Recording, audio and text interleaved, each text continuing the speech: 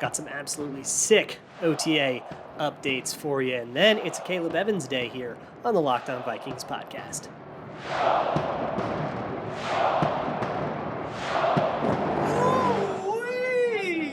You are Locked On Vikings, your daily Minnesota Vikings podcast, part of the Locked On Podcast Network, your team every day. What's going on, everybody? Welcome to another episode of the Locked On Vikings podcast, part of the Locked On Podcast Network, your team every day. As always, I am your host, your pal, and the kid you copied off in math class. My name is Luke Braun. You can find me on Twitter at Luke Braun NFL. You can find the show on Twitter at Locked On Vikings. Thank you so much for making Locked On Vikings your first listen of the day. I've got a really fun show for you today. First, I want to talk a little bit about some of the stuff said at OTAs and some of the pressers. We'll go over that really quick. And then I want to talk about mostly Akayleb Evans. We're just kind of going down the draft. I'm not going to do all the day three guys, but I wanted to do Evans because I wanted to do more corner stuff. And I'm going to be honest with you. He has a rabbit, so I wanted to watch his tape. I'm sorry. I'm not above it.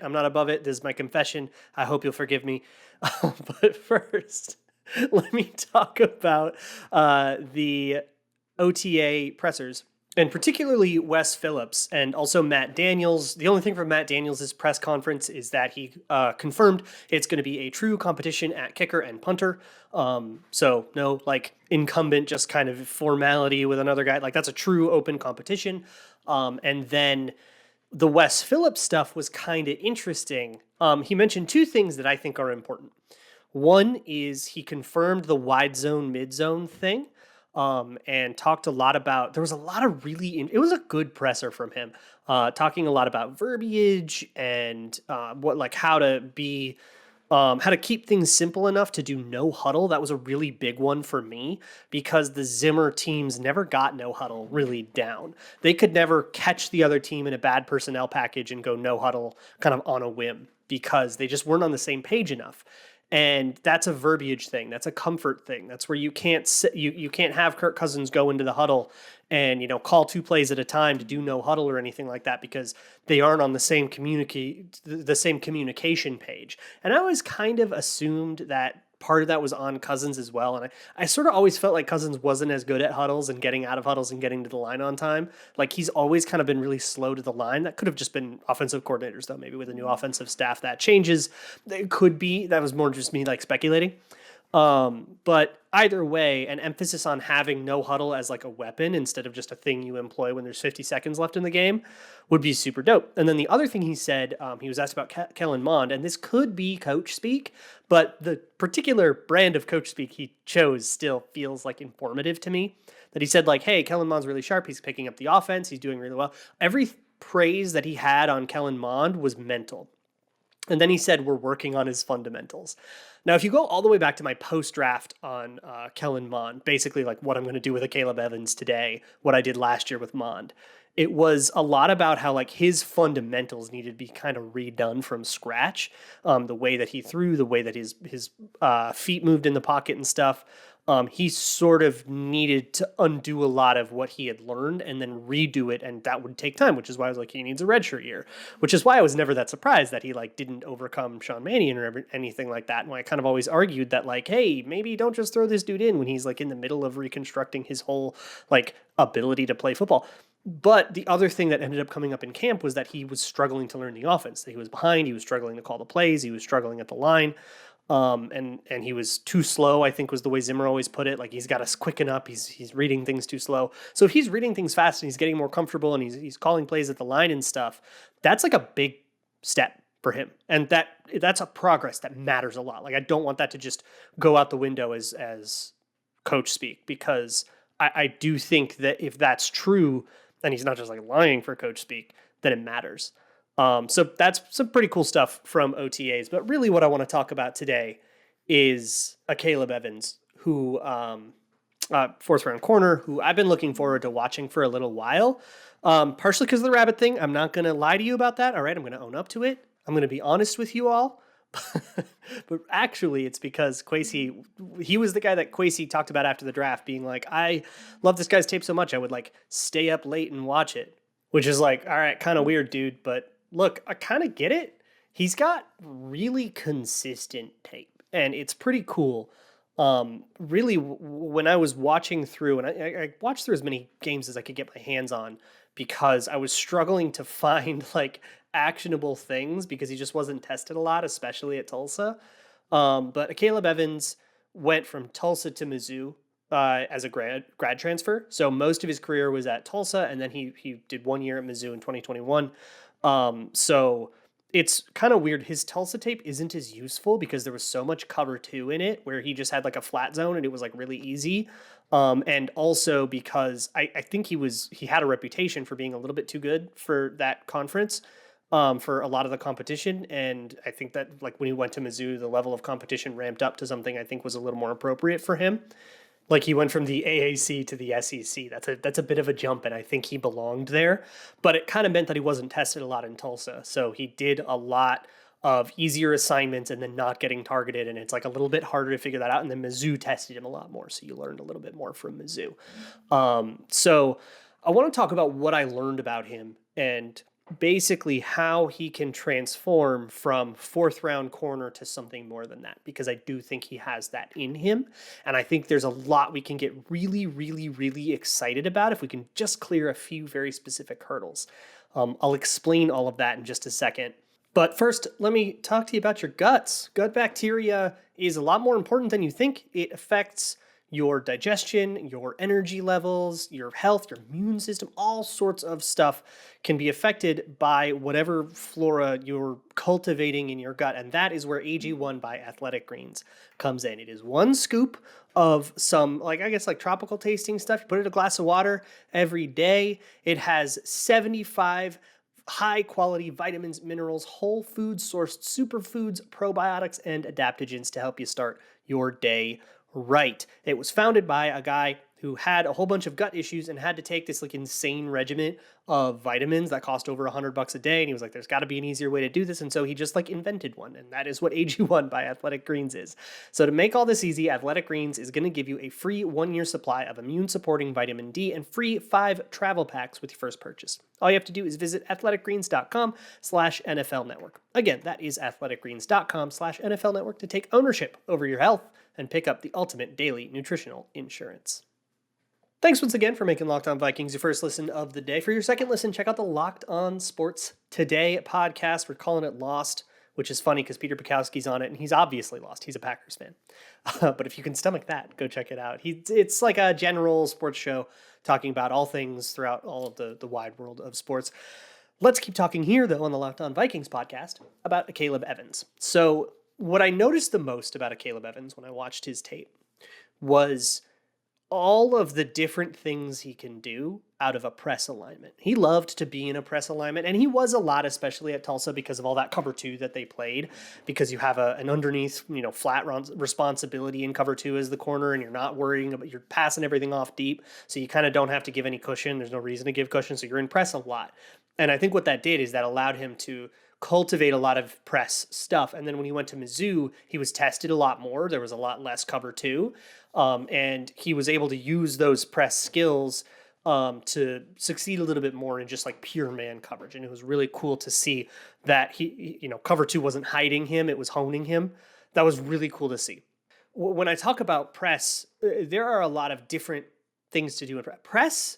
Wide receiver cornerback versus cornerback in press is one of the like pure mono worlds of football, because you don't have any cushion. You're not playing off. You don't have any cushion. You don't have like a lot of times it's really truly one-on-one. There's not help either way. If there's safety help over the top, it's not going to get there for a while, so you can't get killed on the release, or there will be a turkey hole shot.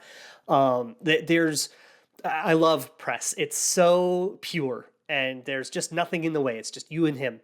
And so that means that you're basically susceptible to any release that the receiver has to throw at you. And like, watch Justin Jefferson work against press, and you'll see that he has like 10 different things that he can throw at you. And he'll do one over and over and over again until you start overreacting to it, and then do another one that subverts that. And like, he'll build you up over the course of the game. And that's like part of what makes him so cool. That is really difficult when you're a corner. And I think Evans you have to have as many tools as the guy across from you has, and Evans does. He has a ton of different press tools. There are examples of him jamming and just like putting his two hands all at the same time, just punching a dude's shoulders and just shocking you back, and the rhythm's totally off, and you've lost any momentum, and you've totally lost the rep. There's a 1-2 jam, which is a little bit longer, and it's a little bit more about it's better against when receivers like try to use their hands to release rather than trying to just like release through you and use their physicality. If they're trying to swipe away or use their hands to get off of you and press, that 1-2 punch is really good. It almost looks like O-line, D-line a little bit. He has the presence to not use his arms at all. He has that body presence. Andrew Booth is really good at this too. And so I think it's something they cared about. That, when he was in a press alignment, he would be very patient when he was feathering. His footwork is really, really nice, and his footwork is nice in general. There's a very little wasted motion. He doesn't have the false steps that Andrew Booth has, and he's really good at like transitioning and turning, so he can kind of sit there and be a little bit more patient, and he's got the right kind of presence so that if you see what's called like a hesi release or hesitation release, where a receiver is going to do a bunch of stutter steps, then try to release to another side, he won't fall for that. He's really good at like having a good presence, being in your way, and making it so you can't go through him. You have to go around him, and sometimes that's enough to screw up the timing of a route. He's really good at just bailing out too. If you're just going to just go straight in and it's a go route, and my job is to just be as fast as possible, he's got the footwork, and I guess the hip fluidity is fine, but I think it's more a technique thing that makes him good at this. I think his feet are just really, really efficient. And he gets his hips turned and he gets going really, really fast. He doesn't get beat on those go balls. And even though he ran like a 4.46, like he's not a 4.3 hyper speedster corner. He's got the transition, I think, is more important than your top speed. So he's got all that. And from press, I really, really like what I see. Like, it's super, super dope. And the footwork's super dope. There's a lot to like and a lot of consistency that I saw, at least in his film, the games that I watched. And that's really exciting. And there's a lot of polish. He looks like a guy that's got 5 years of experience. You look at somebody like, this is a critique everybody has for Ezezi Otomowo, who has 5 years of experience, but he kind of doesn't look like it because of problems with the Gophers coaching that we don't need to get into. But it's like, man, you've been playing for this long. You should have a little more polish than this. Evans has that polish. There are two things that I think will keep him off the field and would keep him behind like Chris Boyd on the depth chart right now. Like, they're really debilitating bad problems that I'll talk about coming up next. But first things first, let me talk to you about gambling. If you want to gamble on the Vikings upcoming season, you can bet on a number of things. You can bet on week 1 coming up. You can bet on the over-under win total. I believe they're still at 8.5. You can bet on where they're supposed to land in the division. You can bet on a whole bunch of stuff with the Vikings season. You can also bet on if the Warriors are going to finally close things out. You can bet on women's basketball, baseball, golf, tennis, MMA. You can even play your favorite Vegas casino games. Just head on over to betonline.net. You can build player props and crazy parlays, or you can bet in the middle of games with their live betting module. So that's betonline.net, where the game starts. Moving on with this episode of the Locked On Vikings podcast, talking about Akayleb Evans. So here's the two things that bugged me about Akayleb Evans, and I do think that they're bad enough to bury him on the depth chart until they fix. And if they don't get fixed, then I think that's the world where he doesn't work out. The first thing is he's got the grabbies. Oh my God, he has the worst grabbies. They're so bad. A lot of young corners have a grabbing issue where they're going to get called for a bunch of defensive holdings and stuff just by virtue, like college refs just don't call that as tight as NFL refs do. And adjusting to that is just a thing a lot of young corners have to deal with. But for Akayleb Evans, he did get it called in college. But also it's a very, very common habit for him. But with the grabbies, with the holding, what I'm usually looking for is, okay, on that rep, if he didn't hold, would he have lost the rep? And what I'm looking for is this a crutch that he's using to paper over some other debilitating flaw that didn't show up on his tape because he could just hold when it would have? Or is it something that used to be like that, but now he can actually cover better, and he just still has that habit from back in his younger days. And I think it's the latter with Akayleb Evans, which is part of why I like him as a 4th-round pick. I think a guy that has to deal with 2 debilitating issues, I don't think I can justify taking him in day 1 or 2, but high day 3, we take it. So I think this is appropriate value for him. But with the grabbies and that issue, what I see is that it's something that he's just so used to doing that it's just like habitual. Even when he's in great position, he can totally make a play on the ball. His arms they just want to go out and get a piece of the guy. And you just have to knock that out of him. And that would be a difficult habit to break. But what I'm not seeing is a guy that when you break that habit, suddenly he's just this total mess of a guy. And sometimes you get these guys with huge holding problems, and you fix the holding problem, and now that they're not holding, they just get burned all the time, and then they just suck and they never make it in the league. I don't see that with Evans, but I do see this coming up often enough where I don't trust him on the field, and I'd rather put like Harrison Hand or Chris Boyd out there. And beyond that, there are a lot of plays where you can see him use good technique and footwork and the hips and all the kind of stuff I already talked about to win reps without grabbing. And it seems like this was worse at Tulsa than it was at Mizzou. Like as he's kind of maturing and growing up, he's getting a little better at that. So I'm hoping this isn't a habit that doesn't like kill him too bad. I'm not gonna hang my hat on that or anything. And there's absolutely a world where this is just not something he gets a chance to fix, as he like has to acclimate to being a rookie in the NFL and all that stuff. Like that might be something that's a transition that's hard enough you don't get to work on your grabbies. And that's how a lot of really good looking draft prospects bust out, is that it's, transitioning to the NFL is such a big thing that they don't actually get to fix their flaws. And then suddenly their flaws kind of become seared into them. And the guy that suddenly was, oh, well, you can just teach that out of him. You don't teach it out of him. And it turns out he's never viable. The second thing is a little harder to explain, and I'm going to preface this with it's not nearly as important as the grabbies because it's a run defense thing. And for corners, run defense is just always going to be a secondary thing. You're just never going to care about it as much because most corners should be playing pass first anyways, and whatever they do in the run game is usually kind of more of a bonus. But sometimes the corner needs to be the force player. If you're unfamiliar, the force player is the outermost defender. His job is not necessarily to make the tackle unless the running back's really greedy about it. His job is to force that running back to cut back in where all the rest of the bodies are. And a lot of times that falls on the outside corner, especially on like sweep plays and stuff. And Akayleb Evans is very slow to recognize these things. And he's got tunnel vision on his cover responsibility, which isn't so bad of a thing. Like you want corners to play pass first. Your corners have to play pass first. Most run fits are designed not really relying on the corner to come in and be a run defending, a run support force. But if you can have the corner as a run support force, run fits become a lot easier to design, and you can it can be a sneaky way to get a gap back. It can be really like a helpful schematic tool.